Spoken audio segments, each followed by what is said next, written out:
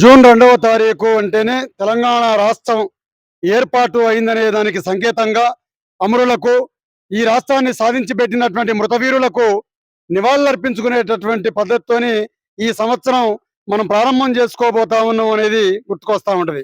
ఎన్నో త్యాగాలు, ఎన్నో ఆత్మ బలిదానాలు ఈ తెలంగాణ స్వేచ్ఛావాయువులు పీల్చాలనేటటువంటి దానితోని, బంధ విముక్తి కావాలనేటటువంటి ఆలోచనతోని ఇవాళ పరాయి పాలన మన నుంచి దూరం అవ్వాలనేటటువంటి అంకుటిత దీక్షతోని పోరాడినటువంటి మన బిడ్డలు నేల కొరిగిన రోజు, ఈ స్వప్నం ఫలించినటువంటి రోజు, తెలంగాణ రాష్ట్రం సిద్ధించినటువంటి రోజు జూన్ 2. ఈ జూన్ 2 వస్తుందని అంటేనే 1200 మంది పిల్లల బలిదానాలతోని ఇవాళ తెలంగాణ రాష్ట్రాన్ని ఏర్పరచుకున్నాం. 10 ఏళ్ళు ప్రభుత్వం టిఆర్ఎస్ పార్టీ ఆధీనంలో ఆనాడు బీఆర్ఎస్ కేసీఆర్ నాయకత్వంలో 10 ఏళ్ల పాలన కొనసాగిన నీళ్లు, నిధులు, నియామకాలు అనేటటువంటి పేరుతోని ఈ రాజ్యాన్ని మనం సిద్ధించుకునేటట్టు చేస్తే అందులో సామాజిక తెలంగాణ రాలేదు, భౌగోళిక తెలంగాణ మాత్రమే ఏర్పడదని ఇలా అమరులైనటువంటి వాళ్ళ కుటుంబాలకు ఏమాత్రం చేయూతనందించేటటువంటి ప్రయత్నం గత పాలకులు చేయలేదు. అవి చేస్తామని చెప్పని ప్రజాపాలన పేరుతో వచ్చినటువంటి వాళ్ళని నమ్మినాం. తెలంగాణ ఉద్యమకారులకు 25,000 రూపాయలు పెంచను, తెలంగాణ అమరవీరుల కుటుంబాన్ని ఆదుకుంటామనేటటువంటి ఆలోచన ఇలా మేనిఫెస్టోలో పెట్టి ముందుకు వచ్చినారు. ఈ రాష్ట్రంలో ఈ రోజు ప్రజాపాలన పేరుతోని రేవంత్ రెడ్డి గారి సర్కార్ ఏదైతే ఉన్నదో ఇచ్చినటువంటి హామీలు మొత్తం నెరవేర్చేటటువంటి విధంగా, తెలంగాణ అమరవీరులకు చేయూతనిచ్చేటటువంటి విధంగా 250 గజాల ఇంటి స్థలాన్ని ఉద్యమకారులు ఇస్తామని చెప్పినారు. ఇవాళ తెలంగాణ అమరవీరుల కుటుంబాన్ని ఆదుకుంటామని చెప్పినారు. ఈ తెలంగాణ ఆవిర్భవించినటువంటి ఈ రోజు ఖచ్చితంగా ఆ కార్యాచరణని వాళ్ళు ప్రారంభం చేసి వాళ్ళ యొక్క చిత్తశుద్ధిని నిరూపించుకోవాల్సినటువంటి అవసరం ఉన్నది. అట్లనే తెలంగాణ రాష్ట్రం భౌగోళికంగానే కాదు సామాజికంగా కూడా ఉండాలని మరో ఉద్యమానికి మనం ఇలా అంకురార్పణ చేయాల్సినటువంటి అవసరం ఉన్నది. కాబట్టి ఈ రాష్ట్రంలో ఇప్పటికే నిరుద్యోగ యువత ఎదురు చూస్తా ఉన్నది.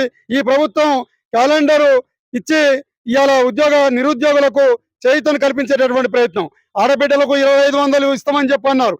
అట్లనే పిల్లలకు స్కూటీలు ఇస్తాము ఆడపిల్లలకు అని చెప్పి అన్నారు. అనేక రకాల పనికి మాలినటువంటి అన్ని రకాల వాగ్దానాలను 420 వాగ్దానాల రూపంలో పెట్టి మరుగున పెట్టినటువంటి ఈ పాలక వర్గానికి తెలంగాణ అమరవీరులను స్మరించుకొని చెప్తా ఉన్నాం. ఖచ్చితంగా మీ పాలన ప్రజారంగకంగా ఉండకపోతే తెలంగాణ రక్షణ సేన ఆధ్వర్యంలో మేము జరపబోయేటటువంటి దఫల వారీ కార్యాచరణకు ఖచ్చితంగా ఈ ప్రభుత్వం దిగొచ్చి ప్రజా సమస్యల పరిష్కారం చేసేంత వరకు మా యుద్ధాన్ని ఆపబోమని చెప్పని తెలియజేస్తా ఉన్నాం. జై తెలంగాణ, జై కవితక్క, జై టిఆర్ఎస్. తెలంగాణ జోహార్ విద్యార్థి అమరవీరులకు జోహార్ జోహార్. 1200 మంది విద్యార్థుల బలిదానాలతో సాధించిన ఈ తెలంగాణ ఎన్నో ఆశలతోటి ఎన్నో కొత్త కొత్త విషయాలని సాధించుకోవచ్చు. మన సొంతంగా మన పరిపాలన మనకే ఉంటుంది, మన నీళ్లు, మన నిధులు, మన నియామకాలన్న ప్రాతిపదికన ఏర్పడిన తెలంగాణలో అనేక రకాలైనటువంటి ఆశలతోటి ఏర్పడినటువంటి తెలంగాణలో ఏది సాధించలేకపోయినటువంటి పరిస్థితి ఈ రోజు మనం చూస్తున్నాం. గత పాలకులు కావచ్చు, ప్రస్తుత పాలకులు కావచ్చు, అనేక రకాలుగా ఉద్యమకారుల్ని, విద్యార్థులని, నీళ్ళ విషయంలో కూడా కావచ్చు, మన కృష్ణా నీళ్ళ యొక్క వివాదాన్ని చూస్తున్నాం మనం. ఇట్లాంటి అంశాలు చాలా కూడా మనం ఎన్నో రకాలైన అవాంతరాలు ఈ రోజుకి మనం వాటిని తేల్చుకోలేని పరిస్థితిలో ఉన్నాం. మరి ఇట్లాంటి పరిస్థితుల్లో కొత్త పార్టీగా అవతరించినటువంటి తెలంగాణ రక్షణ సేన మరి రోజున కవిత గారి ఆధ్వర్యంలో ఎన్నో రకాలైనటువంటి ఇలాంటి మరుగున పడిన అంశాలను తీసుకొని ప్రతి ఒక్క విషయం మీద పోరాటం చేస్తూ, పోరాటం ఒకటే కాదు, పోరాటంతో పాటు వాటి కళలను సాకారం చేసే దిశగా వెళ్తూ ఎన్నో రకాలైనటువంటి విషయాల మీద పోరాటం చేస్తూ పోతున్నది. ఎన్నో రకాల విషయాలకి మనం వాటిని సొల్యూషన్ తీసుకొస్తున్నాం, పరిష్కారం తీసుకొచ్చే దిశగా వెళ్తూ ఉన్నాం.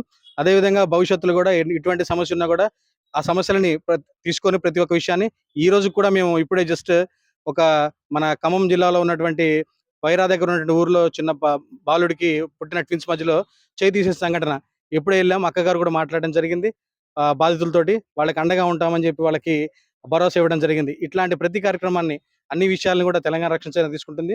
తెలంగాణలో ఎటువంటి విషయాలున్నా కూడా తెలంగాణ రక్షణ సేన వాటి పక్షాన పోరాడుతుంది. బలహీన వర్గాల పక్షాన పోరాడి వారి పక్క నిల్చొని ఖచ్చితంగా ఈ విషయానికి మేము బాగా ప్రతి విషయానికి కూడా మేము ఎంతో చిత్తశుద్ధితోటి, ఎంతో దీక్షతోటి ముందుకు వెళ్తున్నాం. కవిత గారికి అందరి ఆశీస్సులు అందించాలని కూడా కోరుకుంటున్నాం. జై తెలంగాణ.